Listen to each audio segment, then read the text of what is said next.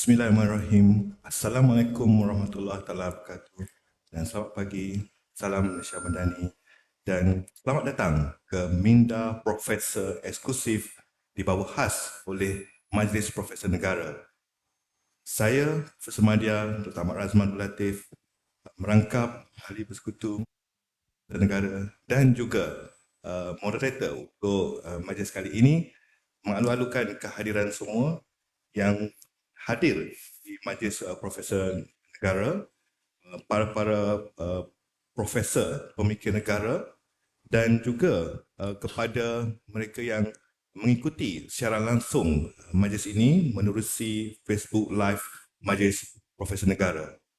Sebelum saya memperkenalkan di panel dan juga mereka yang hadir di dalam majlis ini, saya ingin menjemput tuan rumah Majlis Profesor Negara yang berbahagia, Profesor Emeritus Datuk Dr. Radwan Cik Ros, CEO Majlis Profesor Negara, untuk memberikan ucapan tuan rumah dan al-Fatihah.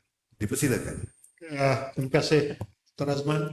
Bismillahirrahmanirrahim. Assalamualaikum warahmatullahi wabarakatuh dan salam sejahtera, salam hormat dari Sekretariat Majlis Profesor Negara.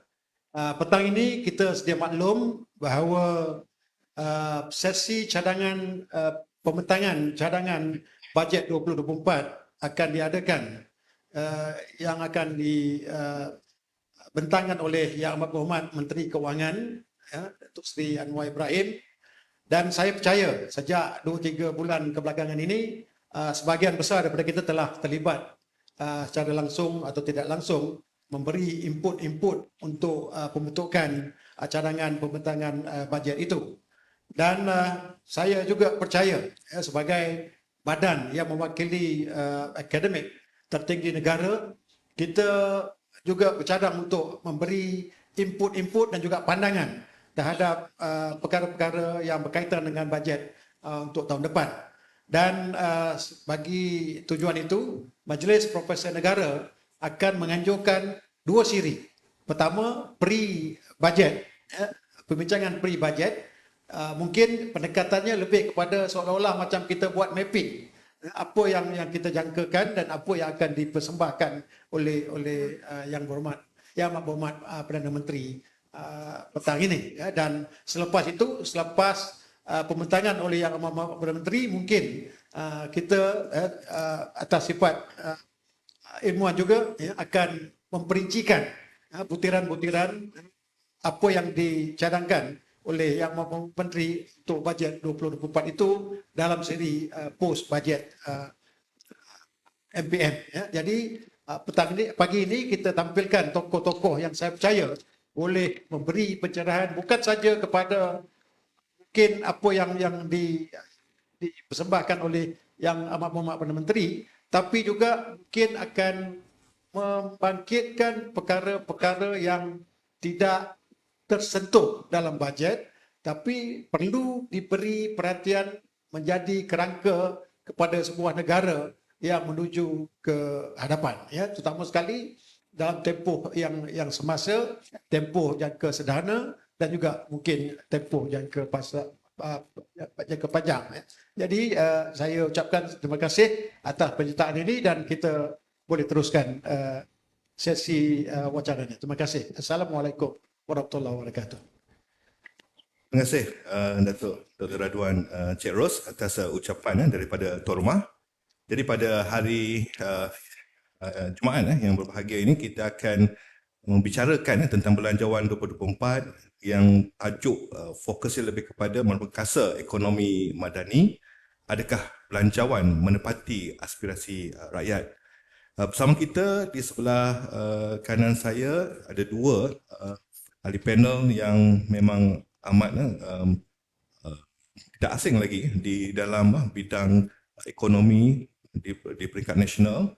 Kita ada di sebelah saya Profesor Emeritus Datuk Dr. Zakaria Abdul Rashid, kawan lama ni, sama fakulti dulu. Berjumpa kembali Datuk. Beliau adalah pengasis ekonomi UPM, merangkap fellow kanan Majlis Profesor Negara.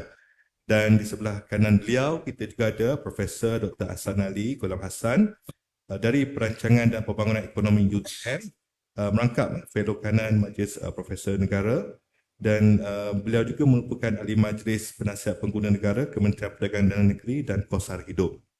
Dan pada masa yang sama di Majlis Profesor Negara ini kita juga malu-alukan dan amat berbesar hati menerima kehadiran yang berbahagia selain daripada Profesor Emeritus Datuk Dr. Radwan Cik Ros, berbahagia Profesor Emeritus Tan Sri Anwar Ali, yang berbahagia Profesor Engineer Teknologis Dr. Muhammad Yusof Taib, yang berbahagia Profesor Emeritus Datuk Dr. Teo Kok Siong, dan juga yang berbahagia Profesor Datuk Dr. Syam Rahayu Abdul Aziz. Tidak dilupakan juga ketua-ketua kluster MPN. Saya nampak di dalam audiens ini, maaf kalau saya tak jemput, tak sebut semua, tapi ada nampak yang berbahagia Profesor Teknologis Dr. Rusdi Abdullah, Dr. Ahmad Anwar Ahmad, dan juga fellow-fellow MPN, wakil daripada Universiti Politeknik Malaysia, dan juga daripada IUKL, dan juga beberapa lagi kluster MPN, Profesor Dr. Ramli Mustafa dan juga Tan Sri Latif Bakar. Dan kalau kita lihat, sayang kalau kita hanya berbicara antara ahli panel ini, selepas sesi diskusi antara dua ahli panel juga kita akan mengadakan interaksi bual bicara bersama para profesor yang hadir. Sudah pasti mereka juga akan ada pandangan mereka sendiri tentang bajet, dan ini juga lah yang kita harap dapat dikongsikan pada pagi yang mulia ini, segala cambahan ilmu, pandangan ataupun insight daripada pemikir negara, supaya walaupun kita tahulah petang ni teks ucapan semua dah siap kan, tapi kita mahu adalah orang kata seperti yang Datuk Radwan Cik Ros kata tu, mapping ataupun pemetaan bagaimana yang mahu dibentang itu benar-benar apa yang perlu untuk kesenangan dan kesejahteraan rakyat. Okey, jadi tanpa membuang masa, saya pun inginlah memulakanlah sesi diskusi ini. Jadi sebenarnya ianya kalau boleh kita orang kata panahkan enjin ni, mungkin dengan soalan yang paling orang kata basic lah, paling orang kata mudah sekali. Mungkin Datuk Zakaria nak mulakan dulu. Secara orang kata general lah, okey. Apa yang Datuk lihat belanjawan 2024 kali ini akan dari segi kalau tengok sinar harian pagi ni depan muka surat khabar tu dia kata belanjawan 2024 populist atau reformis. Jadi bagi Datuk sendiri, kalau Datuk melihat apa bentangan hari ini, apakah sebenarnya yang Datuk akan rasakan ianya dari segi matlamat dia, dari segi harapan dia, dari segi hala tujunya. Ya baik, Assalamualaikum warahmatullahi wabarakatuh. Dan selamat pagi kepada Datuk Ridwan dan juga kepada pengurusi dan kepada kawan-kawan profesor-profesor yang ada di sini. Saya berterima kasih kerana memberikan kesempatan ini untuk bertukar-tukar fikiran. Soal bajet ini, bajet nasional merupakan perkara yang semua orang nanti-nantikan. Tapi sebenarnya kalau dinanti-nantikan pun saban tahun dia datang juga. Jadi dia acara tahunan. Bajet merupakan satu penyediaan akaun di peringkat kerajaan persekutuan untuk menentukan perbelanjaan dan juga hasil kerajaan. Tapi ramai yang menyangka bahawa bajet ini boleh kita sama ertikan dengan bajet ataupun belanjawan. Tak tahu mana satu nak pakai, yang perkataan Prof nak pakai belanjawan, dia pakai bajet. Okey. Ya, betul. Saya pun begitu juga. Saya rasa Prof akan menjawab begitu. Jadi mereka menganggap bahawa belanjawan negara ni, terutama belanjawan kerajaan persekutuan ni, sama juga boleh disamakan dengan belanjawan kita di rumah. Tetapi sebenarnya ada kelainan dia. Belanjawan negara ini, kelainan yang unik ialah dia merupakan satu economic instrument. Jadi satu economic instrument untuk mempengaruhi kegiatan ekonomi ataupun untuk capai sesuatu matlamat ataupun untuk menyelesaikan sesuatu masalah yang ada. Tapi masalah ni banyak sebenarnya bagi negara, bagi ekonomi kita ni negara banyak. Jadi dalam pembentangan ini saya rasa sangat mencabar lah. Setiap tahun sebenarnya sangat mencabar. Tapi kali ini pun mencabar juga. Sebabnya ialah ekonomi madani telah disebut berulang-ulang kali dengan mempunyai matlamat-matlamatnya yang tertentu. Dan juga kalau boleh pimpinan sekarang ini ingin agar falsafah madani itu difahami benar-benar. Jadi ia mesti ditranslatekan, diterjemahkan dalam bajet ini ataupun belanjawan ini. Maka apa yang saya fikir yang ingin diketengahkan ialah tentang kemelut yang sedang dihadapi pada ketika ini, iaitu kemelut kesejahteraan, dan yang keduanya kemelut kecekapan.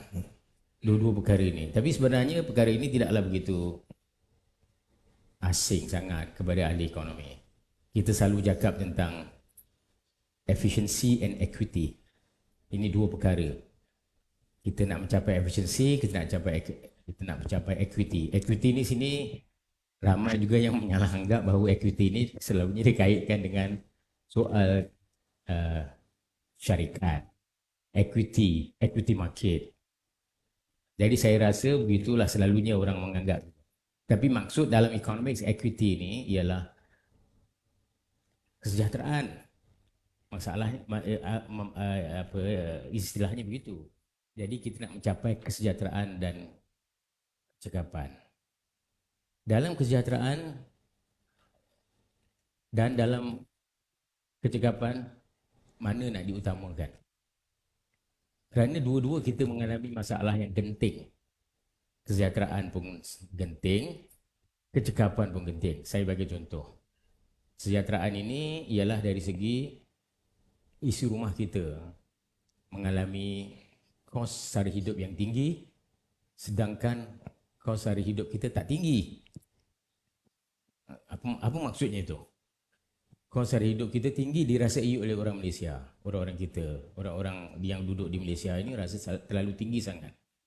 Kalau saya ambil angkanya lagi, banyak angka ini dah disebut, ramai daripada isi rumah mempunyai pendapatan yang sangat rendah. Kalau nak dibandingkan dari segi kemiskinan, memang kita telah mencapai satu tahap kadar kemiskinan yang rendah, terutama kemiskinan tegar yang nak dinoktahkan. Kemiskinan tegar sangat kecil, hanya pocket of them di Kelantan dan di Sabah. Tapi kita ada masalah kemiskinan lain, iaitu terutamanya kemiskinan pelbagai dimensi. Kemiskinan bukan dari segi wang, tapi kemiskinan dari segi akses kepada kemudahan-kemudahan kehidupan, kesihatan, pendidikan, dan juga perumahan, pembuangan sampah dan sebagainya. 80% sekarang ni daripada penduduk kita penduduk bandar. Jadi perkara demikian sangat-sangat menjadi masalah kepada kita. Ramai daripada kita yang terkena. Kalau kita nak lihat juga dari segi pendapatan wajar, lebih daripada 2/3 daripada isi rumah kita tak dapat berbelanja secara wajar. Jadi kita nak mencapai sebuah negara maju, sebuah negara berpendapatan tinggi. Kalau dulunya dalam wawasan 2030, wawasan 2030, sekarang ini kita namakannya sebagai madani. Ya. Saya cuba cari-cari apakah target-target wawasannya. Saya nak melihat kepada economic micro frameworknya, tapi tak jumpa, belum ada lagi. Micro frameworknya tak ada lagi. Jadi data tu penting untuk kita analyse lagi. Saya kata tadi balik soal kebajikan, jadi ramai daripada kita tak pendapatan isi rumahnya lebih dari 2/3 tak cukup untuk nak menampung perbelanjaan wajar. Bermakna senangnya cakap, ramai daripada kita tidak boleh berbelanja secara wajar. Mana mungkin begitu? Saya rasa susah untuk kita garap dalam fikiran kita dalam keadaan yang sedemikian. Kita nak mencapai sebuah negara maju, sebuah negara pendapatan tinggi, sedangkan kita menghadapi masalah sedemikian. Jadi ini adalah challenges. Ini adalah cabaran. Maka dalam apa ini belanjawan kali ini, perkara ini tidak boleh tidak.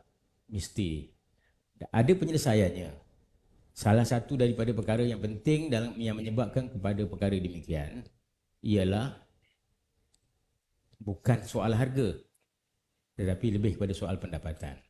Pendapatan isi rumah ini hampir 2/3 juga adalah disumbangkan oleh gaji. Harga tidak. Kalau kita lihat WCY, World Competitive Yearbook, harga di Malaysia ni nombor 1 paling stabil dalam dunia. Ada banyaklah negara-negara yang share situation seperti itu, tapi kita paling stabil. Jadi bukan kerana harga, tetapi kerana pendapatan. Itu menjadi masalahnya. Pendekatannya ialah untuk menyelesaikan masalah kos sara hidup, masalah kesejahteraan ini ialah dengan meningkatkan pendapatan. Kerajaan cuba buatlah sekarang ni, dan saya rasa dalam bajet ini dia akan sentuh juga. Kita dah ada mekanisme gaji minima, tapi gaji minima yang kita ada dengan kerangka yang ada sekarang ni tak banyak kita boleh lakukan, kerana dia mempunyai kekangan-kekangan tersendiri. Saya dan juga Tan Sri Anwar Adi sama-sama di dalam majlis perundingan gaji negara, berada di situ lebih 1 dekad, dan kita faham benar. Dan maka kita nak kenalkan, kerajaan akan mengenalkan apa dipanggil gaji progresif. Jadi progresif ini, cuma kita pun tak berapa, dia belum dilaksanakan, akan dilaksanakan tahun depan. Maka saya fikir dalam belanjawan ini akan disentuh secara detail. Saya akan sentuh secara detail bagaimana gaji progresif ini dilaksanakan. Itu soal kebajikan. Tadi saya sentuh soal harga. Harga kita adalah harga yang stabil. Kestabilan harga stabil, kecemerlangan performance dalam kestabilan harga ini bukan datang secara bergolek, tapi dia dibayar dengan harga yang sangat mahal, iaitu melalui subsidi. Subsidi yang terlalu banyak. Negara Malaysia mempunyai subsidi yang terlalu banyak, dan hingga menjadi beban kepada kita. Subsidi yang banyak seperti ini, inilah yang menyumbang kepada ketidakcekapan negara, ketidakkecekapan sistem ekonomi negara. Produktiviti kita jadi lemah. Pengeluaran kita mengeluarkan output yang tidak menggunakan teknologi yang tinggi. Jadi produktiviti lemah, daya saing kita pun lemah.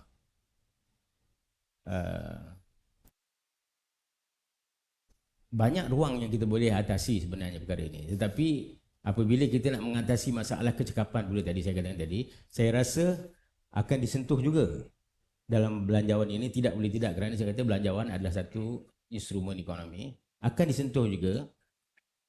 Cuma bagaimana saya kata tadi, kita nak menjadikan ekonomi kita cekap, kuncinya ialah melalui teknologi. Iaitu kita mesti menggunakan teknologi pengeluaran yang baik. Memang disebut teknologi digital, Internet of Things, Artificial Intelligence, kan? Tapi perkara itu boleh dilakukan atau tidak. Sedangkan kita menarik pelaburan asing yang sangat berintensifkan buruh kurang mahir. Dia tak boleh begitu. Kalau nak mengambil teknologi yang tinggi, nak menggunakan teknologi digital, nak menggunakan teknologi yang state of the arts ataupun best practice teknologi yang ada sekarang ni, kita mesti menyesuaikannya dengan dasar pelaburan kita, sama ada FDI ataupun DDI. Ramai orang menyangka bahawa teknologi ini penting kita boleh import, dan kekurangan kemahiran boleh diberikan kepada tanggungjawab itu kepada universiti untuk mengeluarkannya. Kita dah keluarkan, universiti dah keluarkan, tenaga-tenaga mahir dah keluarkan, tapi labor market tak boleh absorb pula. Labor market tak boleh absorb. Ramai yang berkeluar tapi tak ada jawatan, tak ada pekerjaan yang sesuai dengan kemahiran dia. Jadi sebab itu kita dapati bahawa the incidence of underemployment dalam segi kemahiran, bukan underemployment dari segi hours of work, dari segi kemahiran, iaitu graduate yang keluar diberikan jawatan yang lebih rendah jawatannya. Kita pun tahu lah dalam hal ini. Begitu juga tentang kerjaan informal, Grab dan sebagainya semua. Jadi sekarang dua perkara ni, bagaimana kerajaan nak laksanakan. Saya fikir dalam bajet ini perkara itu pun akan disentuh lagi. Dan perubahan inilah yang kita panggil sebagai perubahan struktur. Perubahan struktur yang akan juga disentuh juga saya fikir. Tapi bukan senang nak dilaksanakan. Kerana belanjawan adalah perlu memberi fokus kepada masalah jangka pendek. Terutamanya masalah tahun depan. Kerana bajet ni, belanjawan ni untuk belanjawan tahun depan. Kita pun tahu World Bank dan IMF dah meramalkan tahun depan adalah tahun yang sukar. Jadi macam mana bajet ini harus menyediakan langkah-langkah mitigasi, langkah-langkah mitigation measures untuk berhadapan dengan kesusahan tahun depan. Sedangkan kita juga mempunyai cita-cita untuk menyediakan struktur, untuk mengubah struktur ekonomi kita untuk rancangan Malaysia ke-12 yang berbaki dan juga kepada 2030 Madani. Jadi inilah satu cabaran yang saya fikir sangat besar. Tapi kalau bagi saya fikir kita mempunyai fiscal deficit yang tinggi juga, yang berpanjangan. Jadi maknanya kita tidak mempunyai kemewahan. The luxury of fund tak ada kita. Kita ada hutang yang banyak. Ya, jadi perlu kita allocate fund itu dengan sebaik-baiknya. Jadi saya fikir kalau kita mengikut daripada pendekatan, kalau tengok pendekatan Islam, maqasid as-syariah, iaitu kita utamakan antara kecekapan dengan tadi saya sebut dengan kesejahteraan. Yang mana satu diutamakan? Bagi saya, utamakan kesejahteraan dulu. Utamakan kesejahteraan dulu untuk 2024 ini. Tetapi bukan bermakna soal kecekapan tadi kita nak kesampingkan terus, tidak. Tapi maksud dia keutamaan itu. Gitu. Jadi maknanya dia soal ini bila nak lakukan sesuatu reform ataupun pembaharuan, maka saya fikir dalam soal cukai GST akan disebut juga. Ramai yang mengatakan bahawa GST ini perlu dilaksanakan juga. Tapi bagi saya, kalau kita nak melaksanakan kesejahteraan tu nak diutamakan, maka saya fikir tangguhlah dulu GST tu. Sebabnya GST dengan dia mempunyai trade off. Kerana kalau kita laksanakan GST, kalau GST yang tidak, tapi GST boleh juga kalau kita susun betul-betul. Tapi maksudnya GST ini selalu adalah cukai kepenggunaan. Dia akan memberikan kesan langsung kepada pengguna yang telah pun parah keadaannya. Tapi GST dilaksanakan kerana hendak memberikan ruang yang baik kepada keuangan kerajaan persekutuan kerana yang telah mengalami defisit yang berpanjangan. Tapi keadaan ekonomi bertambah baik sekarang ni dengan kadar pertumbuhan yang baik. Cuma saya rasa kali ini mungkin perbelanjaan mengurus ataupun perbelanjaan pembangunan akan boleh diperlahankan sedikit. Maka fiskal, saya fikir dalam belanjawan kali ini fiskal problem tadi atau fiskal defisit itu akan cuba dikurangkan. kerana keadaan kemelut politik pun dah mula reda, jadi mereka boleh ada luxury untuk berbuat demikian. Jadi saya fikir saya berhenti situ dulu. Ya. Memang terima kasih Datuk. Memang rasa saya pun terpaku juga dengar sebab kalau kita dengar pun rasa risau, resah apatah lagi rakyat dan juga mereka yang akan melaksanakan segala dasar polisi ini. Jadi Prof Hassan, Prof Hassan pun dengarlah apa yang Datuk Zakaria cerita tadi, dan mungkin kalau kita nak lihat belanjawan 24 kali ini merupakan belanjawan yang kedua yang dibentangkan oleh PMS, dan yang pertama lah selepas ekonomi madani diluncurkan pada Julai tahun ini. Dan adakah ekonomi madani ini akan menjadi satu teras ataupun orang kata perubahan yang dinantikan untuk mendepani segala permasalahan yang diutarakan oleh Prof Zakaria, ataupun Prof Hassan ada pandangan yang berbeza tentang belanjawan 2024 ini di bawah ekonomi madani? Baik, terima kasih Prof Ahmad, Prof Zakaria, Tan-Sri, Datuk-Datuk, Profesor-Profesor. Baiklah, yang pertama sekali ialah tentang belanjawan kita akan datang ini. Jadi belanjawan kita akan datang ni saya lihat ialah sebagai satu platform untuk kerajaan menentukan semula perancangan jangka panjang kita. Dia ialah stage di peringkat awal lagi. Sebab dalam tempoh beberapa tahun sahaja daripada tahun 2018 sehingga sekarang, masyarakat telah diperkenalkan dengan berbagai platform rangka kerja perancangan. Daripada rancangan harapan, buku harapan, kemudian berubah kepada wawasan kemakmuran bersama, kemudian berubah kepada keluarga Malaysia, dan sekarang berubah kepada Malaysia Madani atau ekonomi madani. Beberapa banyak yang berubah. Jadi bajet yang ini ialah bajet yang kedua oleh Perdana Menteri Datuk Seri Anwar untuk menentukan hala tuju pembangunan negara pada masa akan datang. Dan kita juga perlu ingat wawasan 2020, the long term vision kita telah habis. Wawasan 2020 1991, 2020 tempoh dia ialah 50 tahun telah tamat. Dan pada tahun 2018, 17, 18 itu Perdana Menteri sebelum ini banyak kali dah sebelum telah merangka perancangan jangka panjang, vision jangka panjang yang seterusnya selepas 2020, transformasi nasional 50.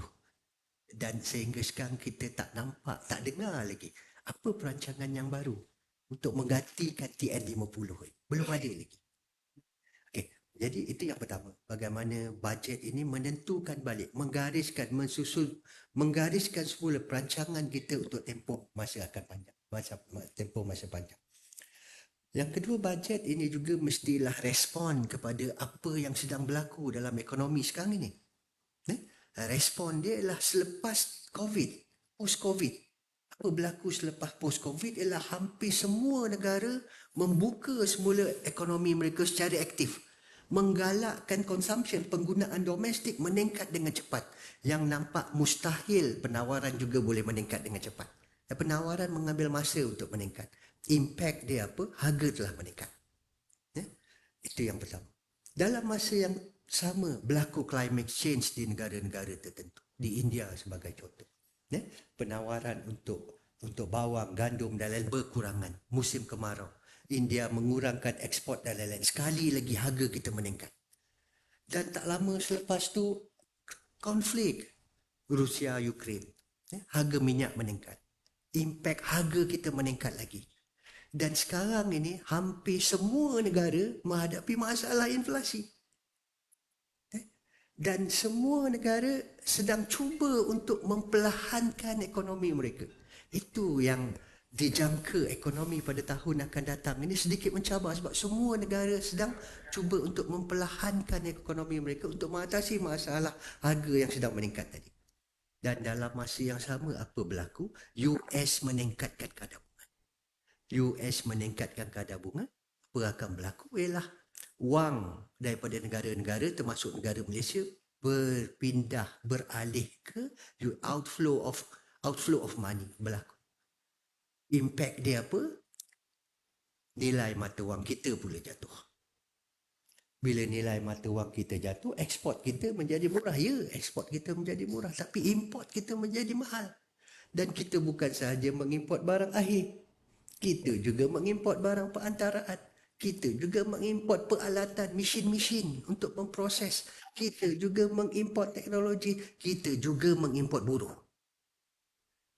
Nampak berapa stage, berapa kali harga di Malaysia telah meningkat. 4 kali harga di Malaysia telah meningkat. Dan salah satu tumpuan bajet ini ialah untuk mengurangkan impak kenaikan harga itu tadi. Dan salah satu dia memang ialah melalui subsidi. Dan memang kerajaan dalam masa yang sama nak mengurangkan subsidi. Nampak tuan-tuan dan puan, dalam masa yang sama harga sedang meningkat. Dalam masa yang sama kita nak mengurangkan subsidi. Mengstruktur semula subsidi. Okay? Sebab subsidi di Malaysia ialah berbentuk blanket. Semua orang dapat. Tapi pada saya ada dua pilihan. Sama ada kita mengstruktur semula subsidi atau kita mengstruktur semula cukai. Atau kedua-duanya dibuat serentak. Dan pada saya mengstruktur semula cukai lebih mudah daripada mengstruktur semula subsidi. Sebab subsidi penerimanya ramai. Cukai yang membayar cukai tidak ramai. Jadi lebih mudah mengstruktur semula cukai daripada mengstruktur semula subsidi. Nah, itu pendapat saya.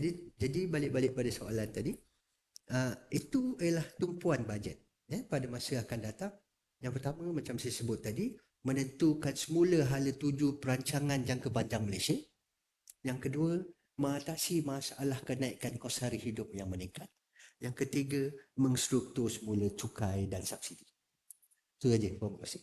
Cuma nak tanya, terima kasih Prof. Cuma nak tanya, semua tu ada dalam ekonomi madani ke ataupun kita kena korek lagi dalam apa yang ditulis oleh PM itu sebenarnya? Jadi kalau kita baca apa yang disebut oleh Perdana Menteri Ekonomi Madani yang dilancarkan pada Julai yang lepas, Madani itu sendiri matlamat akhirnya ialah untuk menjadikan Malaysia sebagai negara penggerak di kalangan negara Asia Tenggara. Dan benda itu tidak mustahil. Ya, pada tahun 80-an, 90-an dahulu ditulis oleh World Bank, East Asian Miracle. GDP kita 7-10%. Dan semasa krisis 97-98 menjadi negatif. Kemudian dia naik balik. Tapi naik tu sekitar 5-4% sehingga sekarang.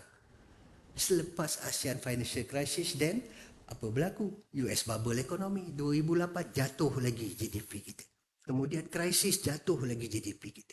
Itulah cabaran-cabaran. Dalam masa yang sama, kita telah tidak boleh bersaing dengan Indonesia contoh. Dengan Vietnam kita tidak boleh bersaing.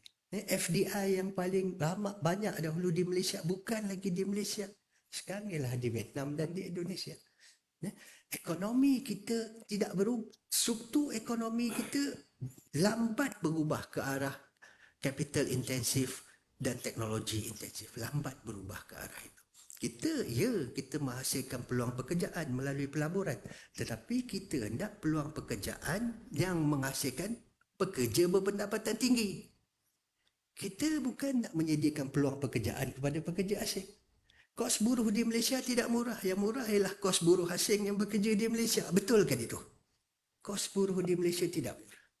Yang murah ialah pekerja asing yang bekerja di Malaysia.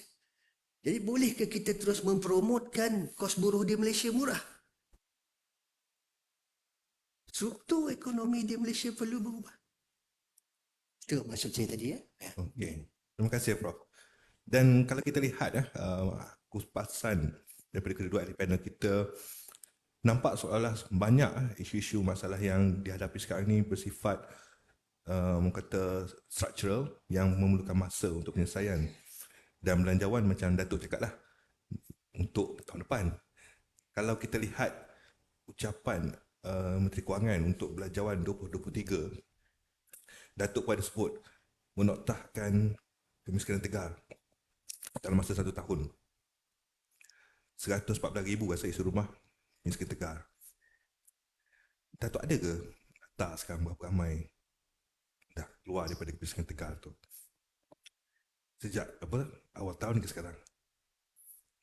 Saya fikir kalau untuk menoktahkan kemiskinan Tegar itu memang satu perkara yang urgent, sangat tidak wajar sama sekali kita yang ingin memasuki sebuah ekonomi berpendapatan tinggi dan negara maju mempunyai isi rumah kita yang miskin Tegar. Miskin Tegar ini apa maksudnya? Ialah mereka yang berpendapatan tidak mampu untuk berbelanja makanan dan minuman. Tak mampu nak makan. Ataupun mungkin dalam istilah Islamnya orang-orang fakir lah agaknya.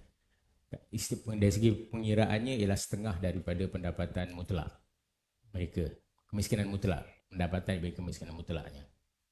Tapi EPU, Kementerian Ekonomi menggunakan istilah inilah kemiskinan Tegar ini, mereka yang pendapatannya tidak dapat menampung perbelanjaan untuk beli makanan dan minuman.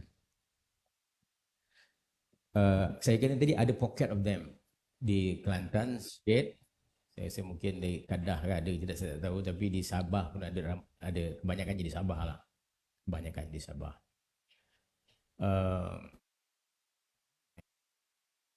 Kerana dari segi incidence of poverty ni pun tak banyak sangat. Lebih kurang saya fikir dalam Sabah banyak lah, tapi keseluruhannya saya fikir dalam 1% lebih aja gitu. Bilangannya baru 140 ribu isi rumah. Dulu saya pernah buat projek seperti demikian untuk Terengganu. Senang saja nak atasi masalah ini. Bagi cash transfer pada dia. Bila dia dapat cash transfer itu, kan, keluarlah dia daripada kemiskinan Tegar. Memang boleh buat. Memang boleh buat secara mudah. Tapi mesti ingat, kita bagi, mungkin tahun depan dia masuk balik dalam kemiskinan Tegar. Kemiskinan Tegar tu boleh dibuat secara urgent ni, boleh dilaksanakan. Saya fikir tak ada banyak masalah. Tetapi masalah yang tadi saya katakan tadi, kita ada kemiskinan pelbagai dimensi tu. Dan kemiskinan pelbagai dimensi ni ialah kemiskinan dari segi kesihatan, akses kepada kemudahan kesihatan, akses kepada pendidikan, akses kepada amenities kehidupan, rumah yang sempit, bilangan bilik tidur yang kecil, baca 1-2 bilik tidur saja. Lepas tu ramai sangat orang yang duduk di situ, pembuangan sampah yang tak terurus, seperti itu. Jadi kerana tekanan kadar perbandaran yang pantas, saya katakan tadi kita hampir 80% negara ini telah masuk kepada kategori bandar. Ya. Jadi challengesnya ataupun cabarannya ialah lebih kepada mengatasi masalah itu. Masalah apa tadi? Pelbagai dimensi. Ada juga satu lagi istilah dipanggil kemiskinan relatif. Kemiskinan relatif ni lebih kepada agihan pendapatan. Agihan pendapatan kita. Tapi saya lebih suka menarik perhatian kepada isu kesejahteraan. Bukan bermakna kita noktahkan kemiskinan Tegar, maka dengan serta-merta kesejahteraan kita meningkat. Tidak. Kerana kesejahteraan kita akan kekal begini selagi kita tidak mengatasi masalah pelbagai dimensi jadi. Selagi kita tidak address isu pendapatan median kita yang lebih rendah daripada pendapatan wajar. Universiti Melaya, SWRC apa tu? Pusat Kecemerlangan Penyelidikan Universiti Melaya yang bekerjasama dengan EPF ada mengeluarkannya, iaitu bagi seorang bujang di Kuala Lumpur ni ataupun di bandar-bandar besar memerlukan RM1,930. Sedangkan gaji minima kita RM1,500 bagi seorang. Kalau keluarga mempunyai 2 orang anak, hampir-hampir RM7,000 diperlukan. RM6,800 something, hampir RM7,000. Ya. Kalau kita lihat kepada, jadi kalau itu angka itu kita boleh gunakan sebagai pendapatan wajar, maknanya dia kita mesti isi rumah kita mesti diperkasakan dengan meningkatkan pendapatan isi rumah kita melebihi pada itu, barulah mereka dapat berbelanja secara wajar. Mereka dapat secara wajar. Dan ini dah termasuk, kalau kita nak lihat pada kategori B40, M40 dan T20, ini dah masuk pada M40 pun masuk ni. Terutamanya M40, M40 dan M50 dah masuk. M60, M50, M60, M70 saya tahu. Jadi bermakna, saya tadi sebab saya katakan, saya berani katakan lebih kurang 2/3. Dah hampir-hampir 80% daripada B40 plus M40 dah 80% daripada isi rumah kita dah terjejas sebenarnya. Banyak begitu. Jadi soal kesejahteraan ni kalau nak diadreskan isu ni, ini mesti dilaksanakan, mesti diutamakan. Cuma kenapa dia jadi demikian? Saya cakap soal pendapatan. Soal pendapatan isi rumah. Macam mana nak atasi masalah pendapatan isi rumah ni? Melalui gaji. Macam mana nak naikkan gaji? Itu yang jadi tanda soalan besar sekali. Tak siapa yang dapat jawab.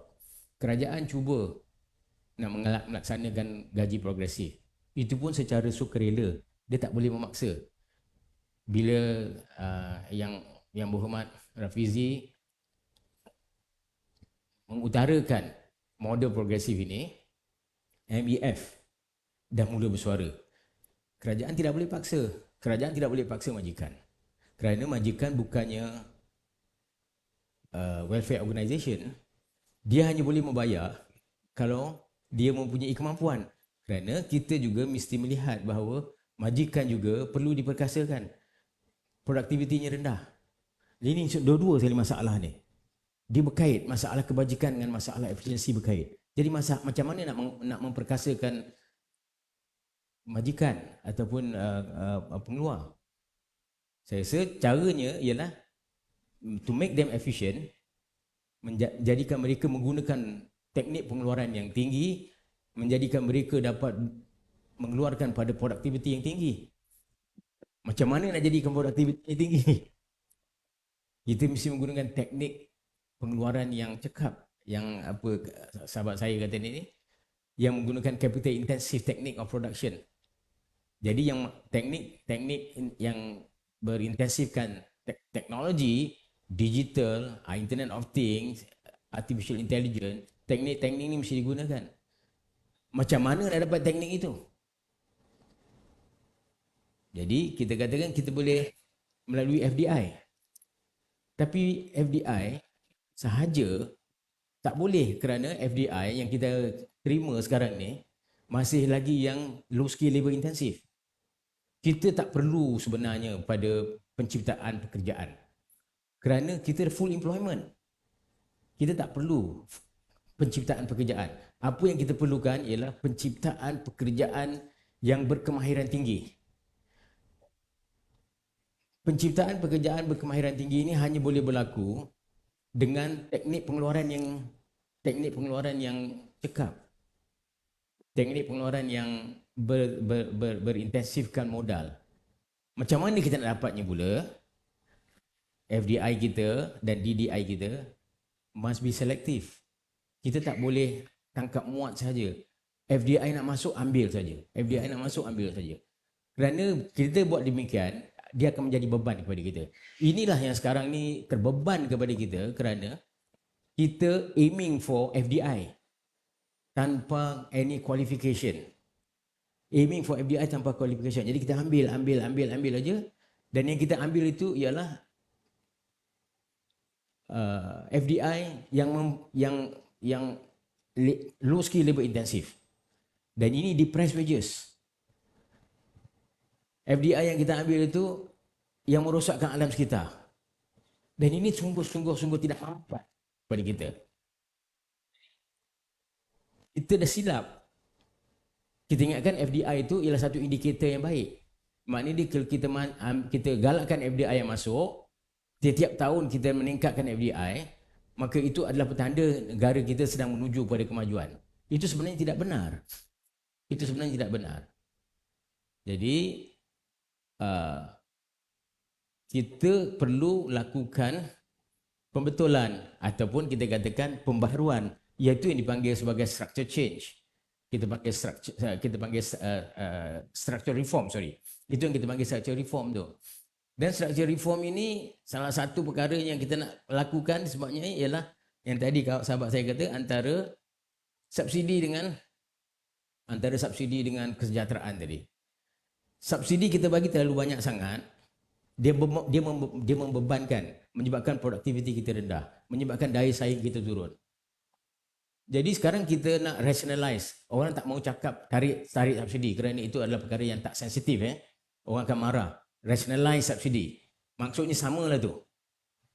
Ya, maksudnya sama. Jadi baik kita rationalize subsidi, kita tarik subsidi. Tapi ingat, waktu pertama kali kita bagi subsidi itu untuk apa? Waktu zaman kita mewah dulu, kita bagi subsidi ialah untuk menyukakan, memberi gula-gula kepada isi rumah dan membeli gula-gula kepada firma. Jadi mereka dah mua. Nak tarik balik bukan mudah. Seperti sahabat saya kata tadi, nak tarik balik bukan mudah. Boleh ke kita nak tarik balik, RON notify akan naik. Kita semua akan memekik. Begitu juga LPG akan naik. Electricity di rumah nak naik. Bagi saya fikir soal nak naik, ini bagi saya sebagai seorang ahli ekonomi, nak naiklah. Soalnya bukan soal harga naik, tidak. Rate ni semua naik, tidak. Soalnya ialah soal kemampuan. Kerana kita tak mampu. Banyak negara luar, negara-negara maju, negara jiran kita Singapura, harga beras kat sini, harga beras 5%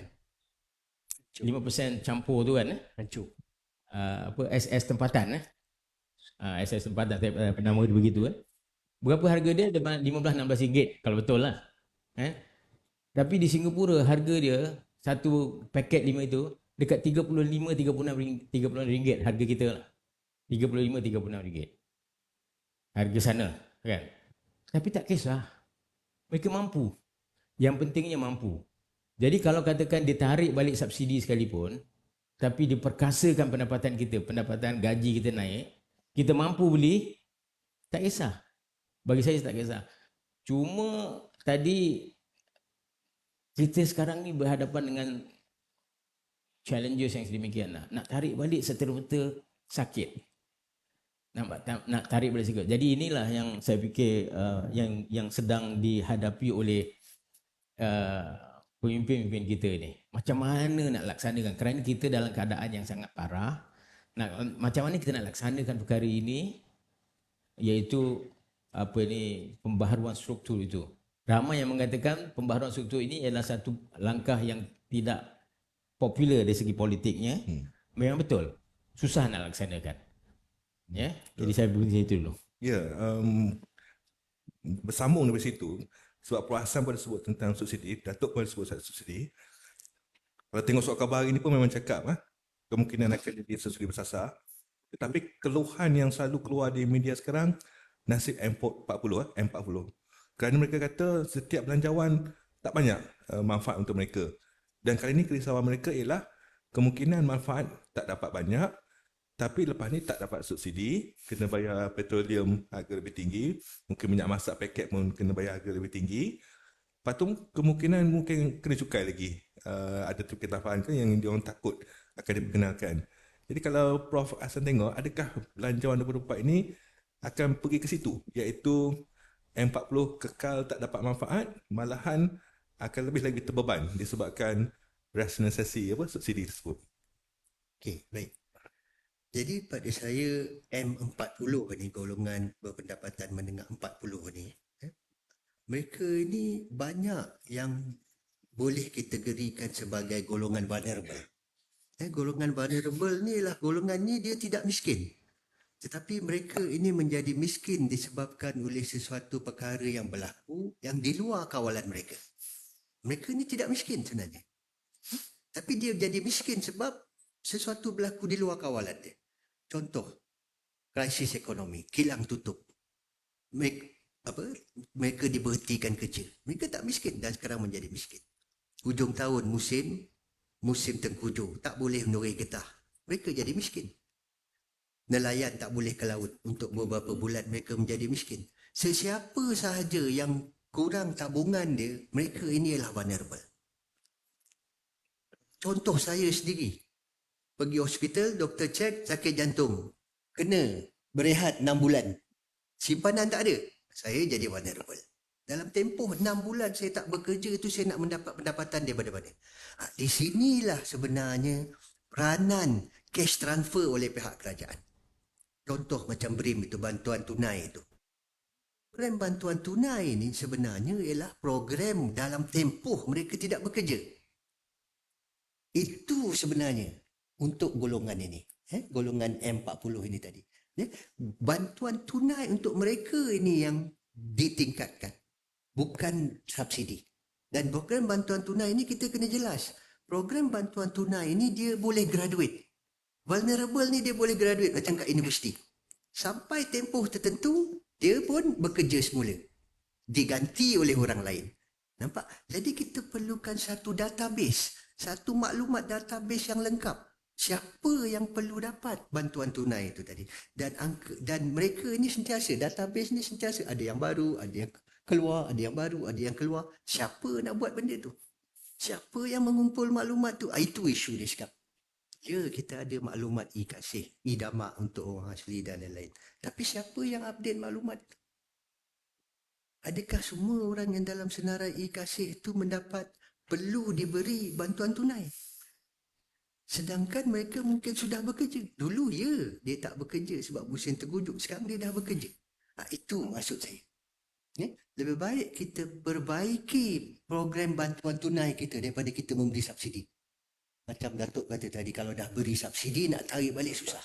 Tapi kalau program bantuan tunai yang jelas, dalam tempoh tertentu mereka ini dibantu dengan program bantuan tunai, itu lebih jelas. Dan mereka faham. Itu satu isu juga. Di Malaysia, bila mereka dah dapat bantuan tunai, bulan depan mereka tak dapat, mereka marah kenapa tak dapat. Sebelum ni dapat. Sebelum ni dia tak bekerja, tapi sekarang dia dah bekerja. So bahagian dia diberilah pada orang lain yang tidak bekerja. Sepatutnya macam tu. Itu yang dibuat contoh dalam unemployment benefit di negara barat. Macam tu konsep dia. Dalam tempoh dia tak bekerja, dia mendapat bantuan. Bila dia dah bekerja, dia tak dapat. Berbeza dengan kita punya BRIM. Bila dah dapat, kita nak terus dapat. Bila tak dapat, kita marah. Itu beza dia. Cuma perasaan kalau di negara barat tu dia bantuan tunai dapat tapi kadar cukai tinggi. Ada? Kadar cukai personal income tak tinggi. Betul. Di negara Eropah sampai 50%. Ya. Adakah kita nak pergi ke situ ke atau macam mana? Kita kena lihat balik. Betul. Kadar cukai kita memang rendah. Cukai kita hanya contribute sekitar 12% daripada GDP. Tapi kita kena ingat, Singapura juga cukai dia rendah. 13% daripada GDP. Indonesia 11% daripada GDP. Vietnam 18% daripada GDP. Korea lebih kurang 30%. Jepun 33% daripada GDP. New Zealand 34%. Ya, betul. Pada di negara-negara tersebut memang kadar cukai dia tinggi. Ya.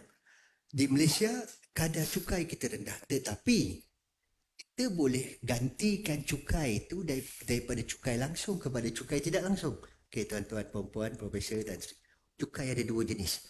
Cukai langsung, income tax, cukai korporat. Terus bayar pada kerajaan. Cukai tidak langsung, cukai kepenggunaan. SST, GST, VAT. Kita bayar pada peniaga, peniaga bayar pada kerajaan. Kita boleh gantikan cukai langsung ini dengan cukai tidak langsung. Maksud dia, macam dulu bila kita buat GST, kadar GST itu kita tingkatkan, kadar cukai pendapatan, cukai korporat kita kurangkan. Boleh? Cuba kita tengok struktur cukai di negara barat. Bahagian daripada GST atau AST itu besar. Bahagian daripada cukai korporat itu kecil. Bahagian daripada cukai pendapatan juga kecil. Di Malaysia, 50% sumber cukai ialah daripada cukai korporat. 15% daripada cukai pendapatan. Sekitar 20% daripada cukai kepenggunaan. Bahagian cukai penggunaan itu yang kita tingkatkan. Cukai korporat, cukai pendapatan kita kurangkan. Dan bahagian cukai penggunaan ini bila kita tingkatkan, ia lebih adil. Orang itu beli barang, dia kena bayar cukai. Dia tak beli barang, dia tak bayar cukai. Itu konsep dia. Jelas Okey. Saya dah terdengar sedikit apa bisikan-bisikan. Kita nak tanya daripada para audiens. Jadi kita bagi peluang sebab kita ada banyak ramai. Kita ada ramai para pemikir, profesor-profesor yang hadir untuk bertanya kepada ahli panel. Mungkin kita boleh buka ruangan siapa-siapa yang ingin bertanya soalan.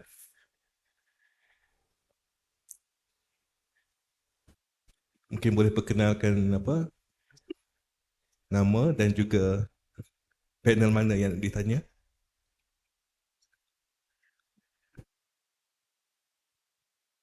Baik, Assalamualaikum. Salam sejahtera. Saya Muhammad Asri, Muhammad Ali dari Fakulti Perniagaan Ekonomi Muslim Melayu. Saya ingin tujukan soalan pada Prof. Zack. Dia disebut berkenaan dengan Prof kata naik kita tak ada masalah asalkan kita mampu. Sepanjang 2 dekad ni kita berdepan dengan situasi kenaikan properti, hartanah, bangunan, perumahan dan sebagainya. Ini kita tidak nampak jalan dia turun dan sebagainya. Kalau andai kata Prof kata itu tidak jadi masalah, saya rasa dia jadi satu masalah besar sebab kita bekerja mungkin tidak mampu. Combine income mungkin tidak mampu kalau harga rumah mula buka 700,000, 1 juta. Jadi soal kesejahteraan pula, kita kata menerusi tax contohnya. Kenapa timbul soalan kita tidak, kalau negara lain dia kenakan tax yang tinggi untuk properti supaya paras harga properti ini boleh dikawal dan dalam kemampuan masyarakat. Sebab kalau logik Prof tadi, kita tingkatkan pendapatan, harga properti makin naik, tak dapat nikmat itu. Jadi persoalan saya, bagaimana Prof lihat instrumen tax ini digunakan untuk properti ini supaya tidak melambung naik? Dan apakah kita ada keberanian untuk itu? Sebab kita lihat 2 dekad ini situasi tidak menjadi makin baik. Bahkan pada saya dalam sektor itu menjadi semakin teruk. Sekian. Terima kasih. Betul? Teruskan. Saya jawab terus. Di Malaysia ni, saya fikir sektor properti adalah sektor yang paling cergas, sektor yang paling cergas. Dan ramai jutawan-jutawan yang terhasil daripada sektor properti ni. Walau bagaimanapun, kita memang ada government intervention kan di dalam property market. Tetapi lower end, upper end tak ada. Lower end property, upper end tak ada. Kerana apa? Kita nak menjadi, saya fikir kerajaan nak menjadikan supaya property sector ni cergas dan dia boleh drive ekonomi. Yang ni yang sebenarnya berlaku. Dan FDI masuk dalam bidang itu semua. Dan property market ni dia juga saya nampak macam pengaruh global pun ada, pengaruh regional pun ada. Kalau kita katakan property kita memang unaffordable untuk orang kita, orang-orang Malaysia ni. Tapi potential buyersnya ialah orang luar. Kerana apa orang luar datang? Kerana di negara mereka, mereka pun tak mampu di negara mereka. Jadi property di Hong Kong mahal. Property di tempat lain, even di Jakarta pun mahal. Di Singapura pun mahal. Jadi mereka datang masuk membeli properti di sini. Jadikan property market kita cergas. Dan kecergasan itu yang diperlukan untuk menjadikan ekonomi kita drive by investment dalam sektor itu. Tapi kalau orang yang macam kebanyakan orang memang tak mampulah capai. Memang tak mampu nak capai itu. Dan begitu juga dalam sektor yang rendah pun harga dia pun dah naik dengan pendapatan kita yang rendah, lagi terbeban lagi. Jadi soal peningkatan harga properti ini ialah bukan saja di Malaysia saya fikir, tapi di peringkat global juga. Di mana-mana pun berlaku seperti ini. Generasi yang lama agak selesa sikit lah. Kita boleh beli landed property. Sekarang ni susah lah nak beli. Bukan saja, tapi perkara ini bukan saja berlaku di sini. Even di Hong Kong, di Singapura pun sama juga. Kan? Sebabnya apa? Adalah disebabkan oleh kos yang tinggi. Kos binaan yang tinggi, kos buruh yang tinggi. Walaupun kita depress wages, tapi masih tinggi lagi. Sebab itu, sebab kita cuba mengawal harga. Dari segi economic principle, seboleh-bolehnya jangan kawal harga. Tapi kalau nak kawal pun boleh sikit-sikit sajalah. Jangan lebih-lebih sangat. Saya suka mengambil hari Jumaat hadis daripada Abu Daud. Apabila sahabat bertanya kepada Rasulullah, harga dah naik ni wahai Rasulullah, kata dia. Tolonglah kawal harga. Rasulullah jawab, dalam hadis itu Rasulullah jawab, harga ini ditentukan oleh Allah. Properti ditentukan oleh Allah, rezeki ditentukan oleh Allah, kata dia. Aku tidak mahu satu hari nanti kamu datang kepada aku, menyatakan kepada aku telah melakukan kezaliman ke atasmu. Saya ingat hadis itulah, Abu Daud. Hadis sahih, sangat-sangat sahih. Jadi bermakna memang tidak boleh kita kawal harga yang tidak terkawal. Tapi kalau kita lihat kepada economic principle seperti ini, tentang subsidi ini, dan inilah yang kita laksanakan. Kita menyanggah hadis itu. Kerana penyanggahan kita yang keterlaluan, inilah kos yang kita kena bayar. Kecekapan tak ke mana. Kebajikan, kesejahteraan pun musnah. Itulah yang Rasulullah kata. Aku tidak mahu satu hari nanti, ramai yang mengatakan bahawa apa yang Rasulullah katakan itu ialah perkara yang akan berlaku di alam akhirat. Tetapi bagi saya lah, alam akhirat dan juga alam akhiran di dunia ini sama. Iaitu di akhirnya dalam kehidupan kita ini, kesejahteraan kita tak ke mana. Kecekapan kita pun musnah. Jadi mungkin agaknya elok kalau kita lihat sekali lagi spirit hadis ini mengatakan yang untuk menyatakan ini. Tapi kalau kita nak lakukan perkara itu, inilah kita panggil sebagai perubahan struktur. Tapi bukan mudah kerana kita dah terpersuk di dalam gejala ketidakcekapan dan gejala ketidaksejahteraan ini yang terlalu dalam. Dan juga saya katakan tadi, kita terlalu banyak sangat mengawal harga kita sehingga kan kita dapat antara yang terbaik di dunia, harga stabil. Tetapi subsidi kita antara yang terbanyak di dalam dunia juga.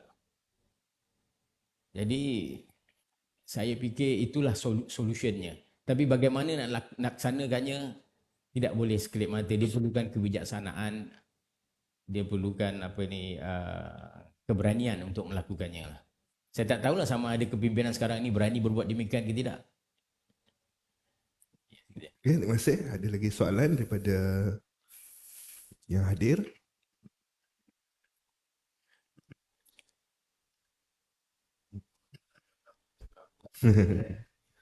Okey, terima kasih saudara pengurusi Prof. Zakaria dan Prof. Hassan. Rasa saya sebab yang lain tak nak soal. Tetapi saya ada sebelum soal ada nak dapat pandangan lah kepada Prof. Zakaria dan Prof. Hassan. Saya rasalah ini pandangan peribadi ya. Kerangka ekonomi madani ini, rasa saya pemikirannya tidak mendalam. Sebab Prof. Zakaria pun kata tadi, kita dah bertahun-tahun macam-macam wawasan ada. Wawasan 2020, dulu dasar ekonomi baru. Wawasan 2020 sampai 1990. Gagal. dari segi matlamatnya ya.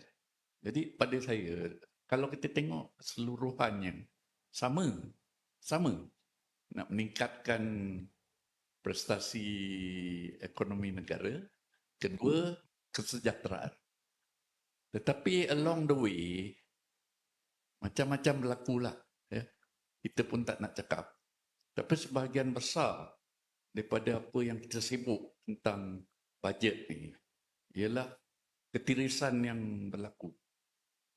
Duit yang patut belanja untuk sekolah pergi tempat lain dan sebagainya lah. Saya tak nak cerita lah, mungkin Hasan pun lebih mengetahui ya. Tetapi berbalik kepada Madani ni ada dua fokus yang saya buat nota sikit. Macam Prof. Zakaria katakanlah, satunya Malaysia sebagai ekonomi yang terkehadapan di Asia. Ini zaman Proton dulu dah buat dah. Zaman Purwaja pun dah dipikir begitu. Tapi mengapa? Ya. Dan keduanya, meningkatkan kualiti kehidupan rakyat. Ya, itu pun dah bertahun-tahun lah. Saya fikir Prof. Zakaria pun dah 40 tahun lebih kerja. Dah pengang dengar benda ni. Jadi mengapa? Pada saya akhirnya kita kena fikir budaya kita. Nak buat ke tidak? Sebab itu perancangan kita banyak perancangan. Patut senyap. Saya fikir bajet ni pun macam tu lah. Seminggu sibuk lah. Yang menyokong lebih ramai daripada yang tak menyokong. Lepas tu minggu kedua cerita lain dah. Jadi ini pada pandangan saya kesinambungan tu ya kurang diperhatikan dan diberi tekanan oleh pemimpin negara kita. Sebab itu kalau kita baca RMK 12, RMK 11 dan daripada dasar ekonomi baru sama nak membantu yang miskin terutamanya orang kita, tetapi cerita tu berlegar. Jadi pada saya tak ke mana lah. Bajet tahun ni ke tahun depan tak ke mana. Ini pandangan saya lah. Sebab budaya kita membenarkan ketirisan. Dan budaya pelaksanaan almost zero. Sonok-sonok lah. Ya, itu pandangan saya lah. Mungkin Prof. Zakaria dia tak. Mungkin ahli panel ada apa? Nak tambah ulasan. Terima kasih Tan Sri. Perasan ke?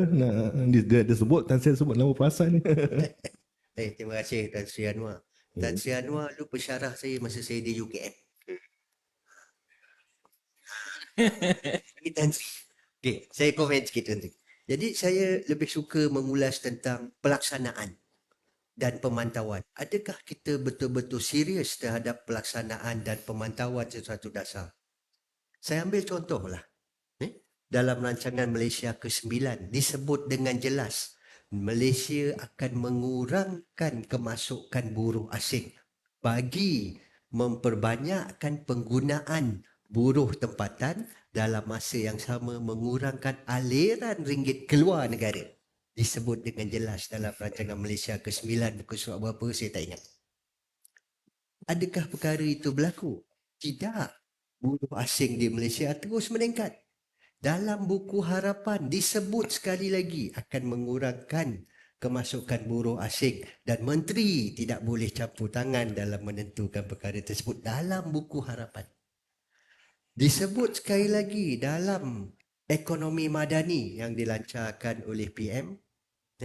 Saya tak ingat perkara biasa, perkara nombor 63 ke 64, saya tak ingat. Ada banyak perkara. Cuba lihat. 68. Disebut sekali lagi kita akan mengurangkan pengambilan buruh asing. Dan tuan-tuan, puan-puan, apa berlaku bulan lepas? Tengok tajuk akhbar. Permohonan buruh asing dibuka semula untuk beberapa sektor tertentu dalam masa 2,5 bulan sahaja. Sebelum tu disebut kemasukan buruh asing akan dikurangkan. Itu pada saya. Adakah kita betul-betul serius dengan dasar kita? Bagaimana dengan pelaksanaan dan pemantauan? Itulah tentang buruh asing sahaja. Ada banyak lagi yang lain-lain. GST lah contoh dia. Kebetulan dulu saya pengurus projek GST. Tuan-tuan, puan-puan mana pergi saya, kena maki je, kena marah kat orang. Dalam harakah keluar gambar saya, ahli akademik sembunyi realiti. Gambar saya kami besar. Tapi sekarang apa berlaku? Apa berlaku sekarang ni? Kita nak balik-balik kepada sistem itu. Dan adakah ia sesuai? Adakah bila kita rasa tak ada duit, kita nak buat balik GST? Tidak. GST bukan kita laksanakan bila kita nak tak ada duit. GST untuk menjadikan struktur cukai yang lebih cekap dan lebih telus. Itu tujuan dia. Bukan tujuan dia, ending dia nak dapat cukai hasil yang lebih tinggi. Tak. Dan nak buat GST, kita kena bentang balik perkara tersebut di Parlimen. Akta GST kena diluluskan semula dan mengambil masa yang panjang. Peratus barang GST, peratus basket dan macam-macam lagi. Nak dibuat semula, nak difikirkan semula. Sedangkan dulu dah ada dah benda tu. Kenapa kita masuk? Itu maksud dia. Pelaksanaan dan pemantauan kita yang perlu diberi perhatian. Dan yang kedua, boleh tak kita sebagai rakyat bersetuju jika ada bukti ahli politik telah berjanji, kalau mereka tak tunaikan janji, boleh diambil tindakan? Boleh tak kita semua bersetuju tentang benda itu? Ada tak di bawah mana-mana peraturan Datuk Perlembagaan kita? Boleh tak kita ambil tindakan? Sebab benda-benda itu yang seperti mengganggu perancangan yang kita dah buat. Tan Sri, minta maaf Tan Sri.